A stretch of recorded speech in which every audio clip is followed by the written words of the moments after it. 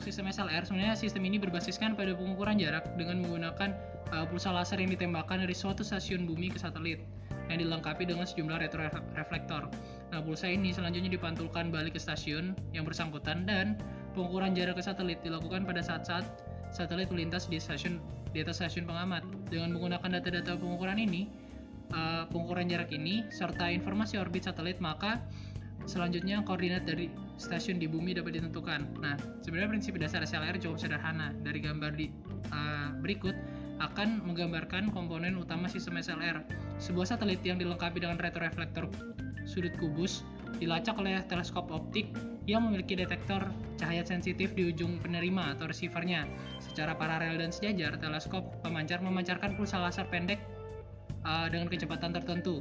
Pulsa laser yang berangkat memicu penghitung interval pada waktu tertentu atau data epoknya. Kemudian pulsa laser dipantulkan oleh pulsa sinar laser yang diterima didaftarkan oleh perangkat pendeteksi cahaya yang sensitif. Detektor memungkinkan sinyal stop untuk dikirim ke penghitung interval.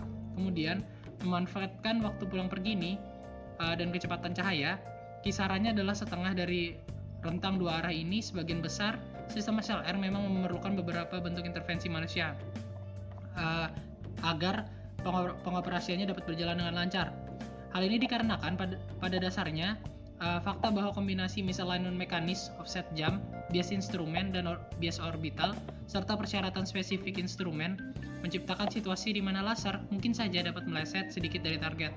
Operator kemudian harus membuat kelonggaran untuk 3 offset, yaitu offset bias sepanjang jalur dan lintas jalur, serta untuk bias waktu. Offset ini direkam pada komputer dan dapat berfungsi sebagai titik awal untuk lintasan satelit berikutnya.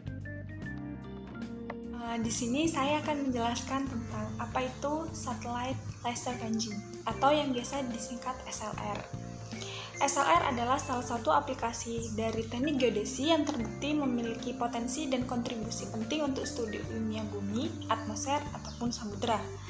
SLR adalah teknik yang paling akurat sampai saat ini untuk menentukan posisi geosentris satelit bumi, memungkinkan untuk kalibrasi yang tepat pada radar altimeter dan pemisahan instrumen jangka panjang dari pergeseran perubahan sekuler topografi laut. SLR mempunyai kemampuan untuk mengukur waktu variasi medan gravitasi bumi dan memantau gerak jaringan stasiun sehubungan dengan geosenter. Selain itu, juga mampu memantau gerak vertikal dalam satu sistem yang mutlak, dan juga membuat pemodelan yang unik untuk mengevaluasi jangka panjang perubahan iklim. Pemanfaatan sistem SLR ini yang pertama untuk pemantauan pergerakan pusat massa bumi dan variasi temporal dari medan gravitasi. Yang kedua, transfer waktu dengan pulsa laser antara satelit dan stasiun bumi dan di antara stasiun bumi yang jauh di seluruh dunia. Yang ketiga, menentukan parameter-parameter orientasi bumi. Yang keempat, memberikan gambaran respon kerak bumi terhadap fenomena respon pasang surut lautan dan atmosfer. Yang kelima, SLR mengukur dinamika jangka panjang bumi, samudra, dan atmosfernya. Yang keenam, SLR menunjang studi pergerakan tektonik. Yang ketujuh, penentuan posisi absolut titik secara teliti, baik untuk keperluan realisasi sistem referensi koordinat maupun untuk sistem geodinamika dan deformasi. Yang kedelapan, penentuan orbit satelit yang dilengkapi reflektor laser. Yang terakhir, penentuan parameter orientasi bumi, yaitu presisi, notasi, pergerakan kutub, dan rotasi bumi. Jadi pada video kali ini saya akan menjelaskan tentang LR atau Lunar Laser Ranging. Jadi apa itu LLR? Jadi pada tahun 1969, sebuah era baru untuk mempelajari dinamika bumi dan bulan dimulai. Dikarenakan adanya pengembalian pertama pulsa laser yang dikirimkan dari observatorium di bumi, arah reflektor yang dikirimkan dari arah reflektor di bulan. Sebuah teknik geodetik ruang baru yang dinamakan Lunar Laser Ranging atau LLR menyediakan serangkaian waktu pengukuran jarak bumi yang sangat akurat. Dan ini kemudian digunakan untuk melakukan kreativitas yang berpotensi untuk mendukung berbagai tujuan GGOS atau Global Geodetic Observation System. Reflektor pertama untuk LLR dikerahkan di bulan oleh astronot Apollo 11 pada tahun pada 21 Juli 1969. Dengan Apollo 11 dan Apollo 15 di awal tahun 70-an, dua arah reflektor selanjutnya dibawa ke bulan oleh misi AS. Kemudian Soviet juga melakukan misi tak berawak yaitu Luna 17 dan Luna 21, menyelesaikan jaringan bulan pada tahun 1973.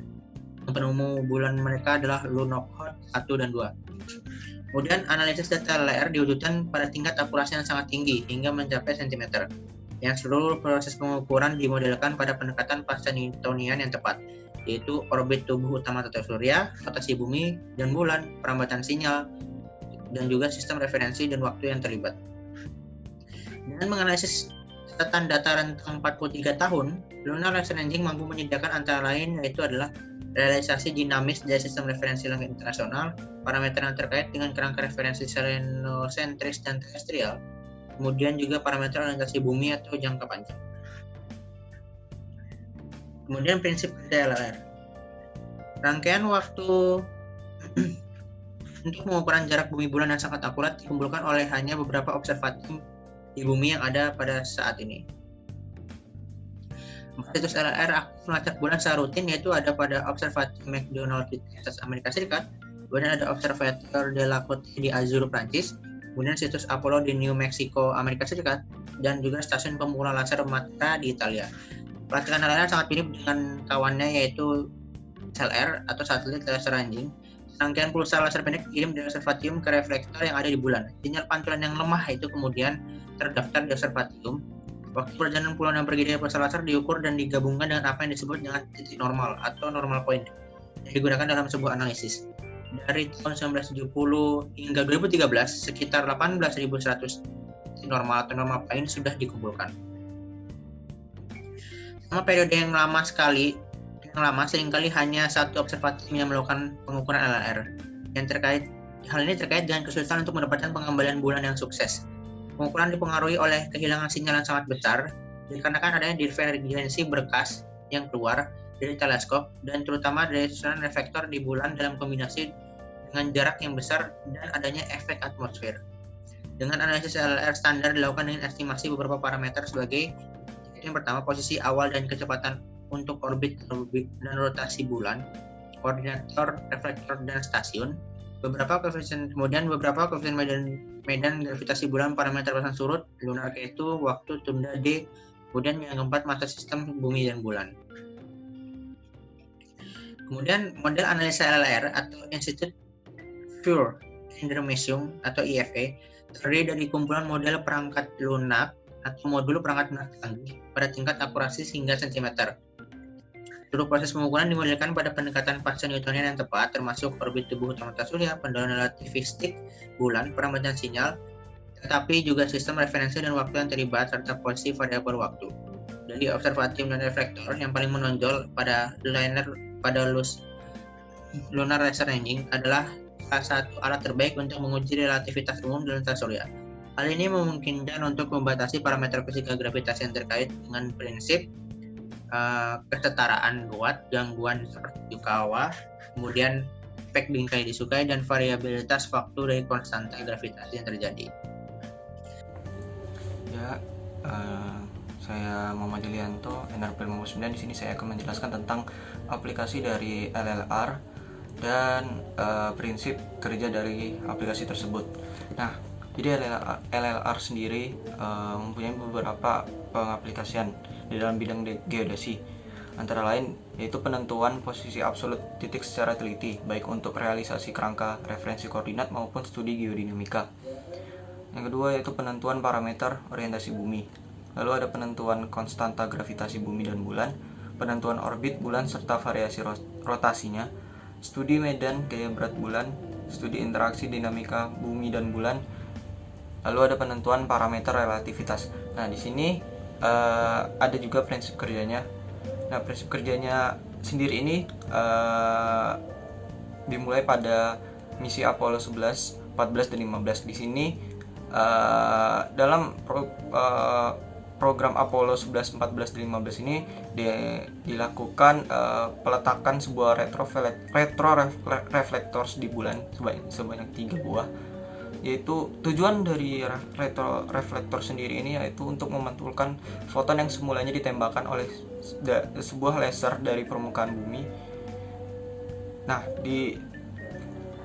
jadi di antara tembakan dari bumi lalu memantulkan kembali dari bulan ke bumi itu ada perhitungan sendiri. Di situ dapat diperoleh jarak dengan mengalihkan kecepatan cahaya dengan durasi dari delay yang disebabkan oleh pantulan lalu dibagi dua, dengan hasilnya itu berupa satuan cm. Nah, dalam prinsip kerjanya sendiri terdapat juga faktor-faktor yang mempengaruhi seperti posisi bulan yang ada di langit, lalu ada gerakan relatif bumi dan bulan, rotasi bumi, cuaca, kecepatan cahaya, delay propagasi melalui atmosfer bumi, lokasi pengamatan dari bumi, dan efek relativitas. Nah, hasil dari penembakan laser dari bumi ke bulan lalu balik lagi ke bumi itu memperoleh 2,56 detik dibagi menjadi 2, yaitu 1,28 detik kecepatan cahaya. Yang berarti kalau dikonversikan ke dalam kilometer itu menjadi sebesar 385.000,6 km. Nah, jadi prinsip ini dapat digunakan dalam berbagai pengaplikasian selain dari menghitung jarak antara bumi dan bulan. Dapat juga menentukan rotasi bumi dan orbit, menghitung pergerakan lempeng bumi, dan dapat juga menghitung prinsip fundamental dari relativitas general.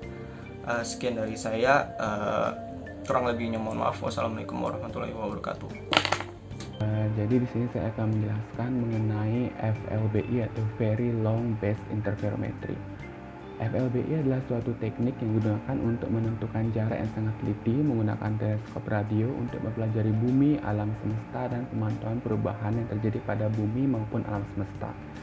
FLBI di sini menggunakan sinyal radio dari dalam ruang angkasa untuk mengukur bagaimana benua bergerak, bagaimana tingkat putaran bumi berubah, serta pergerakan kutub.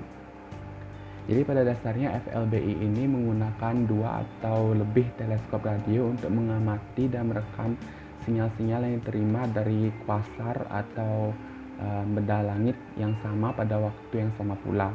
Dan jadi dari perbedaan waktu antara kedatangan sinyal teleskop radio di masing-masing stasiun tersebut kemudian dapat digunakan untuk menghitung jarak yang sangat tepat di antara teleskop dengan ketelitian hingga milimeter. Jadi pada saat ini terdapat sekitar 40 stasiun FLBI yang beroperasi di seluruh dunia. Secara sistemnya tersendiri, FLBI dapat dikelompokkan dalam beberapa komponen, yaitu pertama kuasar yang merupakan objek astronomi sebagai sumber sinyal, kemudian atmosfer bumi yang kedua sebagai media propagasi gelombang elektromagnetik. Kemudian yang ketiga adalah antena sebagai receiver atau sistem penerima, yaitu instrumen mekanik dan elektronik. Yang keempat adalah planet bumi ini sendiri sebagai pembawa atau baseline interferometer yang dibentuk oleh pasangan beberapa antena. Dan yang terakhir adalah korelator yang digunakan sebagai penghubung data antara 2 stasiun penerima atau lebih. Prinsip kerja dari FLBI ini, jadi dari data antena biasanya direkam di masing-masing sinyal teleskop. Sinyal antena tersebut kemudian disampling dengan jam atom yang juga dikunci pada standar waktu GPS. Di samping sampel data astronomi, output jam ini direkam, media yang direkam kemudian diangkut ke lokasi pusat datanya. Di lokasi korelator, data diputar ulang, jadi dari waktu pemutaran ini diatur sesuai dengan sinyal jam atom dan perkiraan waktu kedatangan sinyal radio di masing-masing teleskop tersebut. Dari rentang waktu pemutaran selama rentang nanodetik biasanya diuji hingga waktu yang tepat untuk dapat ditemukan. Kemudian dari setiap antena akan memiliki jarak yang berbeda dari sumber radio, dan seperti interferometer radio yang baseline pendek, jadi penundaan yang ditimbulkan oleh jarak ekstra ke satu antena harus ditambahkan secara buatan ke sinyal yang diterima di masing-masing antena lainnya. Jadi dari pemutaran rekaman disinkronkan menggunakan sinyal yang direkam dari jam atom sebagai referensi waktu. Jika posisi antena tidak diketahui keakuratan yang memadai atau efek atmosfer yang signifikan, penyesuaian halus terhadap penundaan harus dilakukan sampai gangguan tersebut terdeteksi. Jadi sebagai contoh, jika sinyal dari antena A diambil sebagai referensi, ketidakakuratan pada penundaan akan menyebabkan kesalahan dalam fase dari sinyal antena B dan C. Jadi sebagai hasil dari kesalahan ini, fase visibilitas kompleks tidak dapat diukur sebagai VLBI. Ya, sekarang saya akan menjelaskan tentang aplikasi dari VLBI. Kontribusi utama VLBI pada bidang geodesi adalah mendefinisikan International Terrestrial Reference Frames atau ITRF dan International Celestial Reference Frames atau ICRF. Selain itu, VLBI juga mendefinisikan parameter orientasi bumi yang berhubungan langsung dengan ITRF dan ICRF tersebut. VLBI adalah metode satu-satunya yang dapat membentuk dan melakukan pembaruan terhadap ICRF. Selain itu, VLBI juga dapat menghubungkan ITRF dengan ICRF dengan cara memantau parameter notasi dan UT1 atau waktu fundamental dalam astronomi geodesi dan geodesi satelit. VLBI hadir sebagai satu-satunya teknik astrometri untuk menentukan arah terhadap kuasar dalam akurasi yang baik. Benda ekstragalaktik atau kuasar dapat digunakan sebagai fiducial point untuk mendefinisikan suatu kerangka referensi inersia. ICRF direalisasikan dengan menggunakan 608 koordinat sumber gelombang radio ekstragalaktik yang diposisikan dalam akurasi 0,4 hingga 1 mikroarc second.